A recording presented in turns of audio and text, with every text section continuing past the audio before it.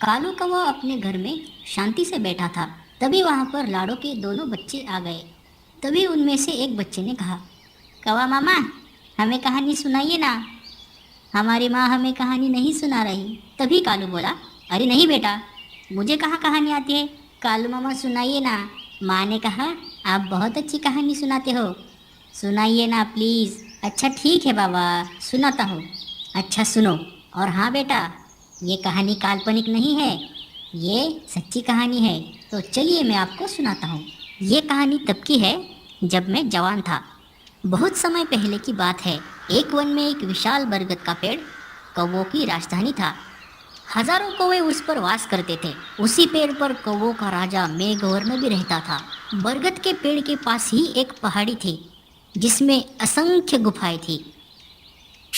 उन गुफाओं में उल्लू निवास करते थे। उनका राजा अरिमर्दन था। अरिमर्दन बहुत पराक्रमी राजा था। कौवों को तो उसने उल्लुओं का दुश्मन नंबर 1 घोषित कर रखा था। उसे कौवों से इतनी नफरत थी कि किसी कौवे को मारे बिना वह भोजन नहीं करता था।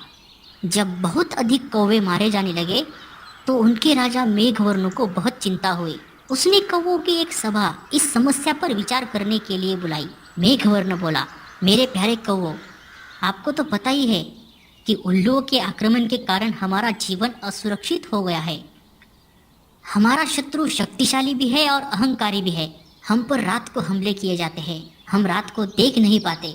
हम दिन में जवाबी हमला नहीं कर पाते क्योंकि वे गुफाओं के अंधेरे में सुरक्षित बैठे रहते हैं।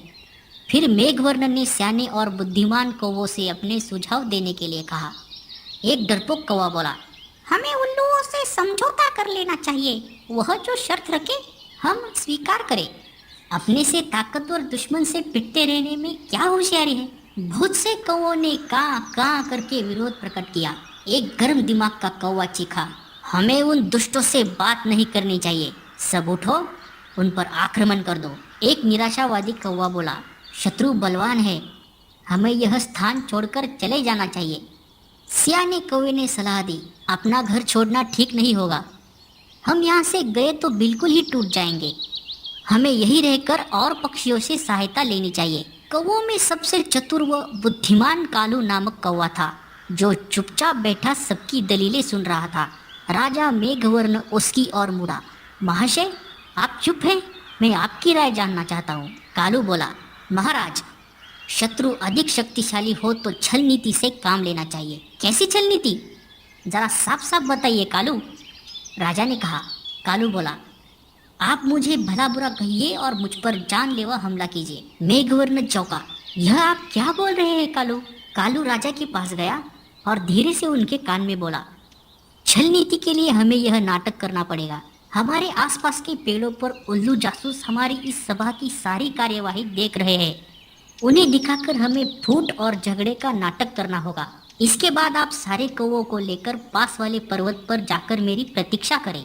मैं उल्लुओं के दल में शामिल होकर उनके विनाश का सामान जुटाऊंगा, घर का भेदी बनकर उनकी लंका ढाऊंगा। फिर नाटक शुरू हुआ। कालू चिल्ला कर बोला, मैं जैसा कहता हूँ वैसा कर राजा के बच्चे, क्यों हमें मरवाने पर तुला है। मेघवर्ण चीख उठा, गद्दार, राजा से ऐसी बदतमीजी से बोलने की तेरी हिम्मत कैसे हुई। कई कौवे एक साथ चिल्ला उठे, इस गद्दार को मार दो। राजा मेघवर्ण ने अपने पंख से कालू को जोरदार छापड़ मारकर पेड़ से नीचे गिरा दिया और उसने घोषणा की, मैं गद्दार कालू को कौवा समाज से निकाल रहा हूँ। अब से कोई कौवा इस नीच से कोई संबंध नहीं रखेगा। आसपास के पेड़ों पर छिपे बैठे उल्लू जासूसों की आंखें चमक उठी। उल्लुओं के राजा को जासूसों ने सूचना दी कि कौवों में फूट पड़ गई है, मारपीट और गाली गलौज हो रही है। इतना सुनते ही उल्लुओं के सेनापति ने राजा से कहा, महाराज, यही मौका है कौवों पर आक्रमण करने का। इस समय हम उन्हें आसानी से हरा देंगे। उल्लुओं के राजा अरिमर्दन को सेनापति की बात सही लगी। उसने तुरंत आक्रमण का आदेश दे दिया। बस फिर क्या था, हजारों उल्लुओं की सेना बरगद के पेड़ पर आक्रमण करने चल दी, परंतु वहां एक भी कौवा नहीं मिला। मिलता भी कैसे। योजना के अनुसार मेघवर्ण सारे कौवों को लेकर पास के पर्वत की ओर कूच कर गया था। पेड़ खाली पाकर उल्लुओं के राजा ने थूका, कौवे हमारे सामना करने की बजाय भाग गए। ऐसे कायरों पर हजार थू। सारे उल्लू हु हु की आवाज निकालकर अपनी जीत की घोषणा करने लगे। नीचे झाड़ियों में गिरा पड़ा कालू कौवा सब देख रहा था। कालू ने का की आवाज निकाली।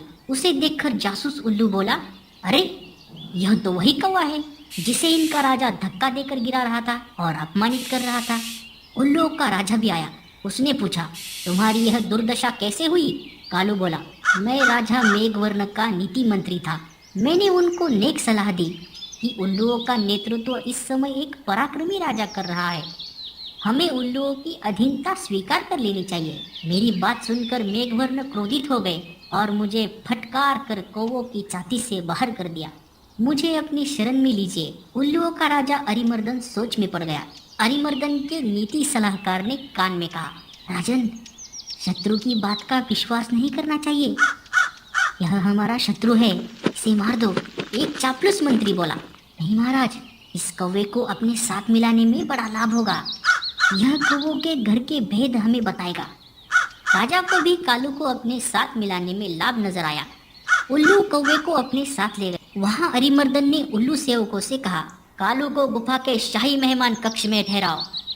इन्हें कोई कष्ट नहीं होना चाहिए। कालू हाथ जोड़कर बोला, महाराज, आपने मुझे शरण दी, यही बहुत है।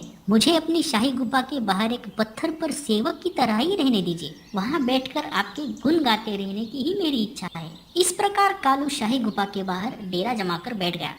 गुफा में नीति सलाहकार ने राजा से फिर से कहा, महाराज, शत्रु पर विश्वास मत करो।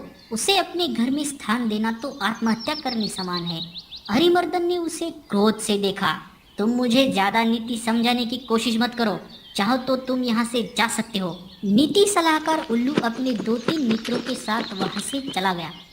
कुछ दिनों बाद कालू लकड़ियां लाकर गुफा के द्वार के पास रखने लगा। सरकार, सर्दियां आने वाली है। मैं लकड़ियों की झोपड़ी बनाना चाहता हूँ ताकि ठंड से बचाव हो। धीरे धीरे लकड़ियों का काफी ढेर जमा हो गया। एक दिन जब सारे उल्लू सो रहे थे तो कालू वहां से उड़कर सीधे पास वाले पर्वत पर पहुंचा, जहां मेघवर्ण और बाकी के कौवे उसकी प्रतीक्षा कर रहे थे। कालू ने कहा, पास वाले जंगल में आग लगी है, वहां जाकर एक एक जलती हुई लकड़ी अपने चोंच में उठाकर लेकर आओ। कौवों की सेना चोंच पे जलती लकड़ियां पकड़ कालू के साथ उल्लुओं की गुफा में आ पहुंचे। कालू द्वारा ढेर लगाई लकड़ियों में आग लगा दी गई। सभी उल्लू जलने या दम घुटने से मर गए। राजा मेघवर्ण ने कालू को कौवा रत्न की उपाधि दी। तो बच्चों, क्या सीखा आपने इस कहानी से? कौवा मामा, आप ही बताइए ना। इस कहानी से हमें यह सीख मिलती है कि शत्रु को अपने घर में पनाह देना, अपने ही विनाश का सामान जुटाना है। अब चलो, जाओ अपने अपने घर। माँ तुम्हारा इंतजार कर रही होगी।